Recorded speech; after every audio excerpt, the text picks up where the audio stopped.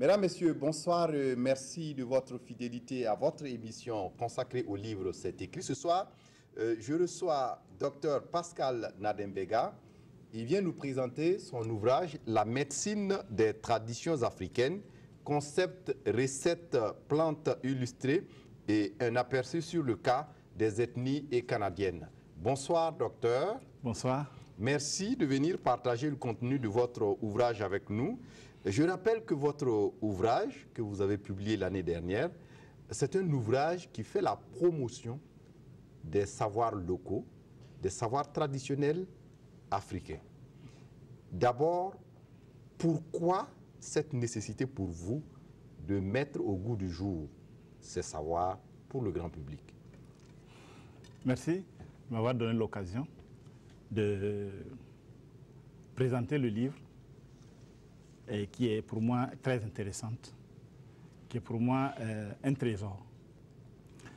Et le livre parce que, tout simplement, lorsque je faisais ma thèse de doctorat, j'ai eu à côtoyer, j'ai fait ma thèse sur la médecine traditionnelle.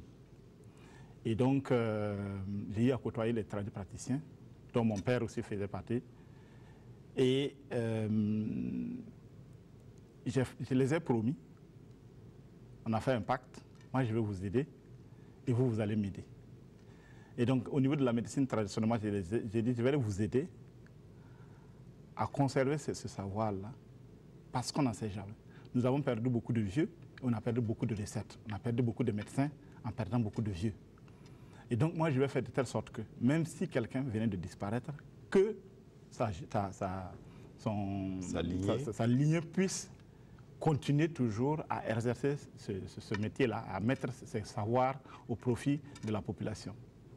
Et donc, voilà la raison pour laquelle moi, je suis allé envers eux, et j'ai récolté, j'ai écrit, et puis bon, j'ai dit, bon, je vais mettre un peu de ce que j'ai pu apprendre d'eux pour le public. Oui, et ce qui vous a choqué certainement, c'est peut-être cet effort de vouloir faire disparaître parfois à quelques endroits ces savoirs qui sont légués par ces sages qui les transmettent à leurs enfants, qui les transmettent ainsi de suite. Et pour vous, ces savoirs, c'est comme le soleil, on ne peut pas le cacher. Non, non, non. Vous savez, pendant la colonisation, la médecine traditionnelle était complètement interdite. Dans le livre d'Im de Lopsom, c'est écrit à l'intérieur que... mais il y avait même des camps de concentration au Mozambique et au Congo où on prenait ceux qui traitaient avec les plantes et on les mettait là-bas. Mais j'ai vu des annales qui ont été divulguées sur Internet dans les années 1800 et quelques, 1902, 1901, où tous ces savoirs-là venaient écrits et envoyés au niveau de la des colonies. C'est-à-dire qu'il y avait des médecins qui étaient là, ces gens qui sont dans les centres de concentration, on les forçait à dire tout ce qu'ils savaient, et on les mettait dans des documents et on les envoyait aux métropoles. Et dans ces livres-là que j'ai pu voir, par exemple, beaucoup de nos livres, beaucoup de nos plantes, le guira sénégalensis, qui est le Willenwiga que nous appelons chez nous vers Coupéla, on dit Pouloum, où on disait quelles sont les propriétés. Les indigènes utilisent ça pour traiter ou bien par exemple le Cumbretum micrantum, qui est le Ranga, où on a bien décrit que c'était utilisé pour soigner des infections urinaires. Les indigènes l'utilisent pour soigner des infections urinaires, etc., etc., etc. Donc, et nous, on est là, quand on veut savoir qu'est-ce que nos parents font, qu'est-ce qu'ils ont laissé, nous n'avons rien. Il faut que nous puissions écrire et puis laisser pour que nos parents puissent, nos enfants, puissent pouvoir utiliser ça. Donc, la raison, c'est ça, c'est-à-dire il faut que nous puissions faire de telle sorte que nos connaissances, là, nous n'avons rien à envier à l'Européen, nous n'avons rien à envier aux autres peuples. Nous sommes les peuples les plus vieux. L'histoire l'a décrit. Nous sommes le peuple le plus vieux. L'Afrique est le berceau L'Afrique est le berceau de l'humanité. Donc, toutes les connaissances là sont ici. On en a vu. Hein. Et ça continue à démontrer qu'il y a, par exemple, le laser. L'Africain connaissait le laser bien avant nos ères. Donc, toutes ces connaissances-là, et je peux vous citer plein d'autres exemples, que ce soit sur les plantes et les connaissances sur les plantes. On va y arriver, docteur. Quand je parle de ça, je m'émotionne. Je rentre dedans. Vous m'excusez. Donc, et nous ne devons pas négliger ça. Parce que ça se perd de jour en jour. Aujourd'hui, c'est comme je l'ai écrit ici. L'Internet nous fait baisser la tête et nous regarder sur les arbres. Tout le temps, deux fois, vous allez dans des familles, le chef de famille est là, il ne regarde même pas de ses enfants. Les enfants sont là, il ne regarde pas leurs parents. Parce que nous allons avec ça. Alors que nous devons regarder les plantes, nous devons regarder la nature. La nature nous enseigne tout. Exact. Il nous donne tout. Oui. Après cette mise au point, vous l'avez dit, il y a la colonisation, mais il y a aussi les questions culturelles liées à certaines religions qui ont fait croire que ces savoirs locaux, ces savoirs traditionnels sont souvent des connaissances à bannir. Nous avons, moi au cours de mes enquêtes ethnobotaniques, j'en ai rencontré de tout. J'ai rencontré par exemple des gens qui disent « Ah, il ne faut pas utiliser par exemple des poudres noires ». Moi, ça me fait rigoler. Ah non, si vous utilisez les poudres noires, c'est pas bon pour notre religion. Il y en a jusqu'à présent qui continuent toujours. J'en ai rencontré tous les jours qui disent de ne pas utiliser les poudres noires, de ne pas utiliser ceci, de ne pas utiliser cela. Alors qu'ils oublient que, par exemple, la chloroquine, ça vient des plantes. Les plantes, beaucoup comment je vais dire, la digoxine. Je peux vous citer la morphine qu'on utilise par exemple au niveau des traitements de la douleur. Tout ça, ça vient des plantes qu'on ne peut même pas modifier la molécule. Il faut le prendre comme ça et le travailler comme ça, que ce soit en comprimé, que ce soit en gélule, que ce soit en injection. Injectable. C'est utilisé comme ça. Voyez. Donc, nos plantes que nous utilisons, ce n'est pas loin des plantes que nous utilisons ailleurs. Puisque de toute façon, la majeure partie, nous sommes dans un pays tropical.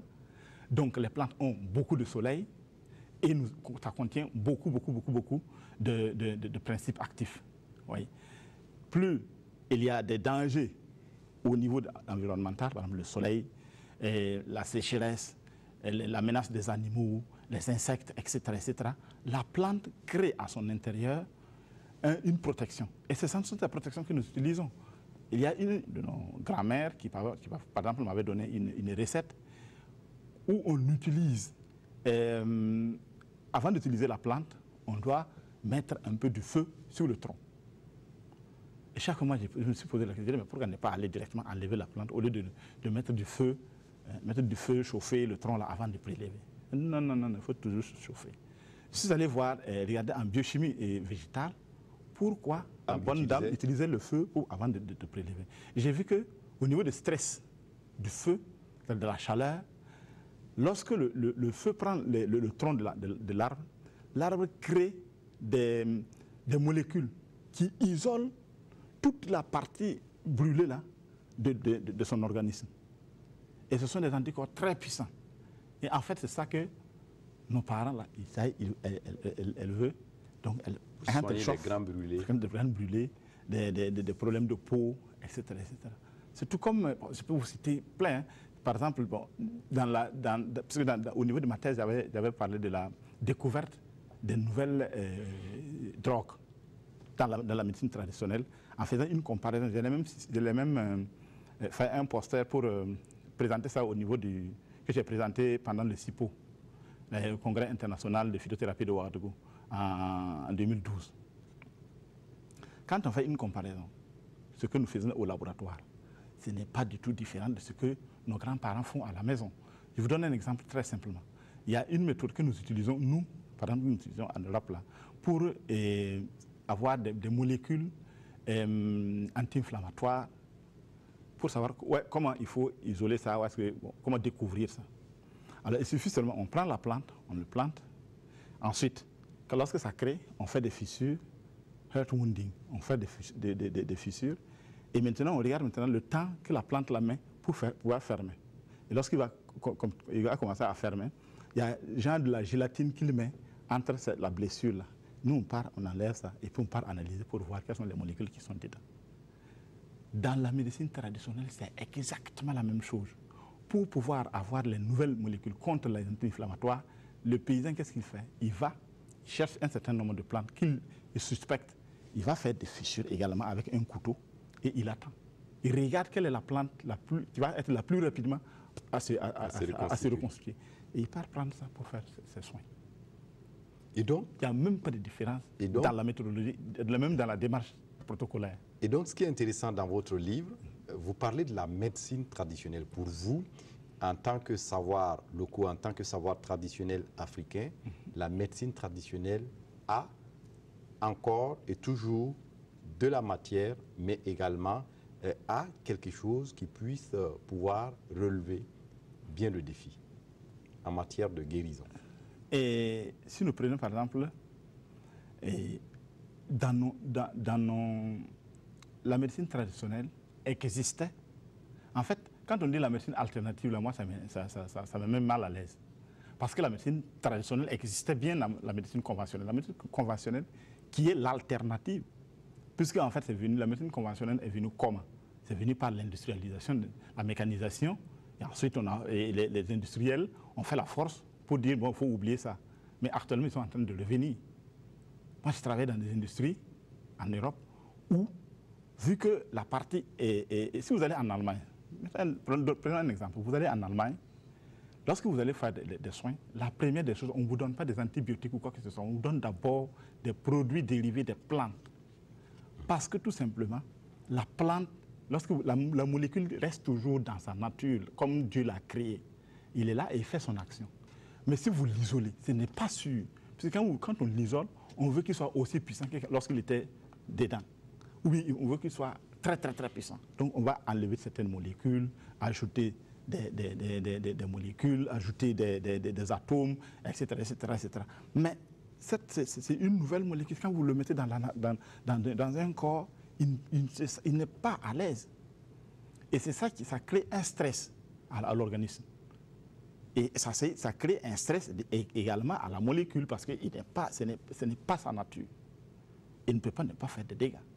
Ce qui explique que certains estiment que les médicaments vendus en pharmacie, pour ne pas dire les médicaments issus de la médecine moderne, sont en grande partie des drogues. Ce sont des drogues. Ce n'est même pas que c'est en grande partie. En anglais, ça s'appelle? Ce sont des drogues.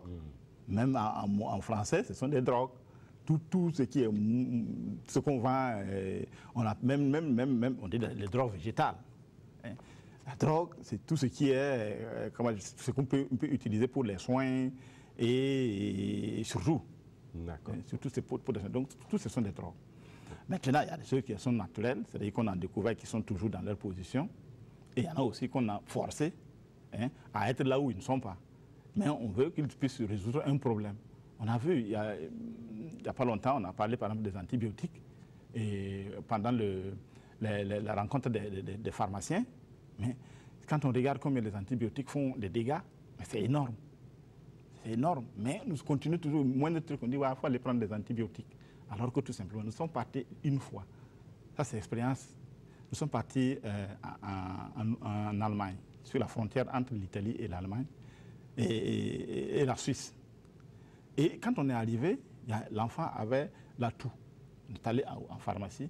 La pharmacienne a donné un dérivé des plantes, c'est-à-dire un extrait. Le médecin a dit non, puisque c'est tous des médecins. Il a dit, non, moi je ne veux pas ça, nous on veut des antibiotiques. La pharmacienne a dit, où vous prenez ça, où vous retournez en Italie prendre votre antibiotique. Moi je ne vous donne pas. Effectivement, ils étaient obligés, ils sont pris, et l'enfant a guéri. Et depuis ce jour, ce médecin, quand il y a un problème, rapidement, il va chercher ou bien des phytomédicaments pour soigner son enfant. Parce qu'on n'en a pas besoin de fois de forcer l'organisme à mettre là où des choses qu'il n'en a pas besoin.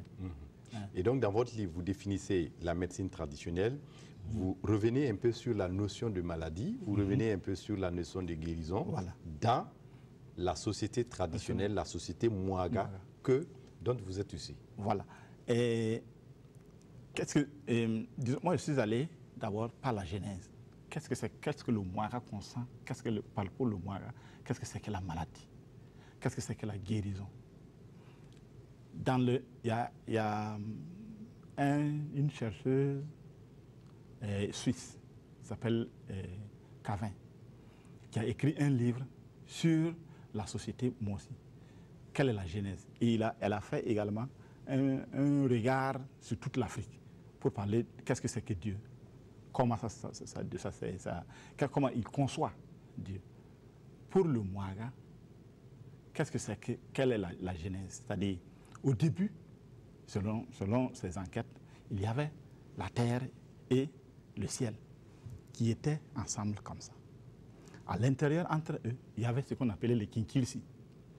Donc, ce sont les Kinkirsi qui ont fait les objets. Maintenant, entre-temps... Les Kinkirsi, qu'on peut peut-être traduire en français comme les esprits. Les esprits, voilà. Ils sont toujours jumellaires, c'est-à-dire ils sont toujours deux. Alors, les Kinkirsi ont fait les arbres, ils ont fait tout. Entre-temps, il n'y a plus d'espace. Ils ont demandé à Dieu de se séparer de la terre pour qu'ils puissent faire les autres objets qui restaient. Donc, après avoir rempli, le ciel s'est éloigné. Et maintenant, qu'est-ce qui se passe? Au niveau, les Kinkirsi ont rempli la terre de tout ce que nous voyons. Et maintenant, Dieu a créé l'homme. Et il l'a mis dans des grottes. C'est-à-dire à l'intérieur de la terre, qui est la mer. Et ce sont les Kinkirsi qui sont allés ouvrir les grottes pour que l'homme puisse sortir. C'est pour ça que le Mouaga appelle l'homme Tengbig. Vous voyez, il y a Tengbig. L'enfant de la terre. Oui. C'est pour dire, le ciel, c'est l'homme, et la terre, c'est la maman qui a mis au monde l'homme, Tengbig. Et donc, pour un Mouaga, le problème de Dieu, on ne discute même pas. C'est-à-dire, dire à un Mouaga qui ne croit même pas en Dieu, c'est lui faire une insulte. Il ne peut même pas parler sans prononcer le nom de Dieu. Dire au revoir, qu'est-ce qu'il dit? Il prononce le nom de Dieu.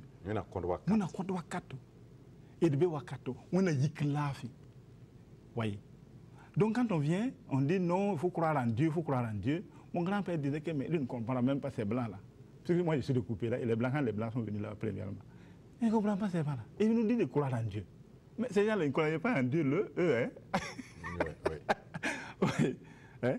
Donc, pour un Mouaga, l'homme et les ancêtres, ceux qui sont morts, qui sont là, ils peuvent toujours, c'est-à-dire le monde là n'est pas séparé comme nous le voyons. C'est toujours, c'est-à-dire il y a la possibilité de rentrer l'un dans l'autre. Il y a des hommes qui peuvent passer de l'autre côté et puis revenir. Et comme il y a des ancêtres aussi qui viennent et qui repartent. Vous voyez. Donc il y a les Kinkirsi qui sont toujours là, mais qu'on ne les voit pas. Voyez.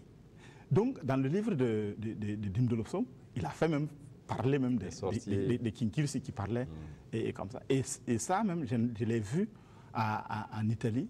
Il y a une association qui a fait venir en Italie, à Padoue, et 12 divinateurs qui sont venus pour démontrer, parce qu'ils ont constaté que tout simplement, les pratiques africaines sont également utilisées par les grands de ce monde, qu'il n'y a pas un président qui n'a pas un divinateur qui lui prévient de tout ce qui va arriver, que ce soit les présidents américains, que ce soit français, britanniques ou allemands. Ils ont tout le temps quelqu'un qui les prévient de tout ce qui va arriver. Ils appellent les médiums, certains appellent les médiums, certains appellent... Mais ce sont nos divinateurs là. Ils sont venus faire des démonstrations. Il pleuvait fort.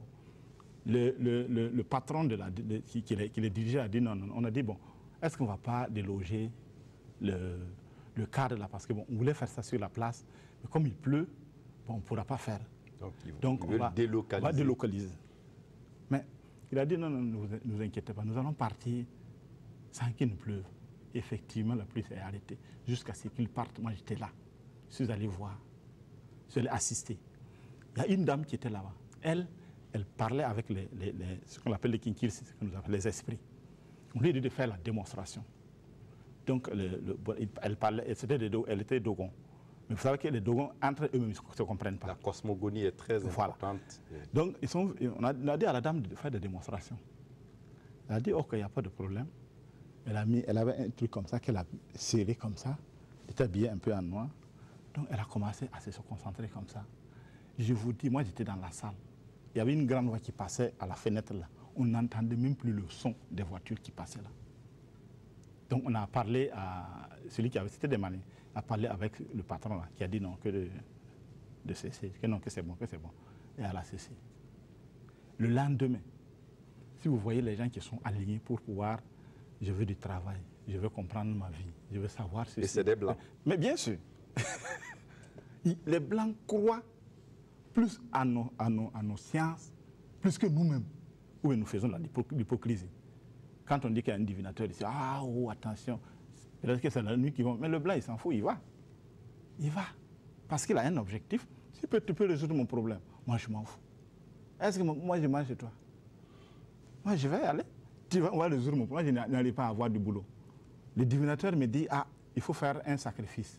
Ou bien il faut donner 2 colas. Ou bien il faut faire un don à un mendiant. Moi, je le fais. Et j'ai mon boulot, j'arrive à avoir du boulot. Mon problème n'est pas résolu. Celui qui me regarde, c'est son problème. Ou bien, oui. Nous avons des sciences très avancées. Le professeur Bado, dans son livre, disait que nous, les Africains, nous avons dépassé maintenant le physique. On est maintenant dans la métaphysique. Et moi, je crois à ça. Nous avons dépassé la physique. Nos savoirs. Nous avons vu à la télévision ici, vous avez vu des gens qui ont envoyé, par exemple, la matière à un ami. Il a envoyé, par exemple, des... Il y avait un collègue qui faisait une émission, Yel Solma. Casimir Sanfo. C'est ça. Moi, je ne sais même pas pourquoi il n'a pas continué, mais ça, c'est une bibliothèque que nous ne devons pas laisser passer. S'il y a des gens, des volontaires qui veulent faire ça, il faut les encourager. Malheureusement, je suis pauvre. Hein. Sinon, moi, j'allais mettre des moyens pour qu'ils puissent mettre ça pour nos générations à venir. Un jour, nous aurons besoin de ça.